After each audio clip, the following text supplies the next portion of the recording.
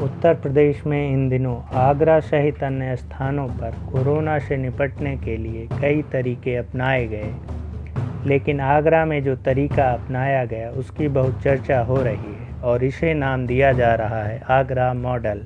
Agra model की तारीफ केंद्र सरकार सहित WHO भी कर चुका है। केंद्र सरकार ने तो अन्य राज्यों से भी इसे अमल में लाने की सिफारिश की है। आगरा में कोरोना संक्रमण से निपटने के लिए मॉडल पिछले 2 महीनों से चल रहा है। आगरा में शुरुआती दिनों में एक ही साथ कोरोना संक्रमण के कई मामले मिले थे। साथ ही आगरा के पर्यटन स्थल होने के कारण ये समस्या बहुत गंभीर हो चली थी।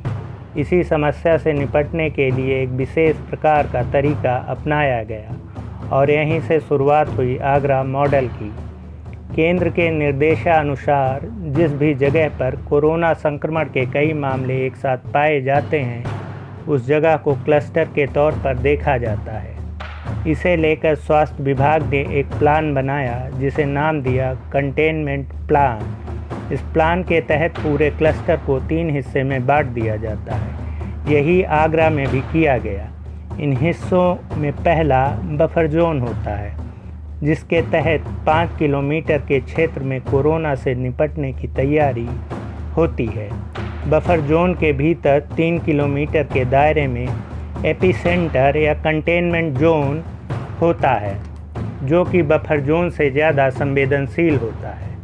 और इस कंटेनमेंट जोन के भीतर तीसरा और सबसे संवेदनशील इलाका होता है हॉट स्पॉट, जिसमें संक्रमित मरीज का घर, गली और उसके नज़दीकी रिश्तेदार होते हैं। इसे पूरी तरह सील कर दिया जाता है। आगरा में कई जगहों को इसी आधार पर चिन्हित कर मुस्तैदी से काम किया गया। मरीजों को ट्रेस किया गया, उनकी टेस्टिंग हुई, संभावितों को आइसोलेट किया गया तथा लोगों तक जरूरी सामान की पहुंच सुनिश्चित की गई। इतनी सतर्कता और परिश्रम के बाद आगरा मॉडल के परिणाम सकारात्मक आए।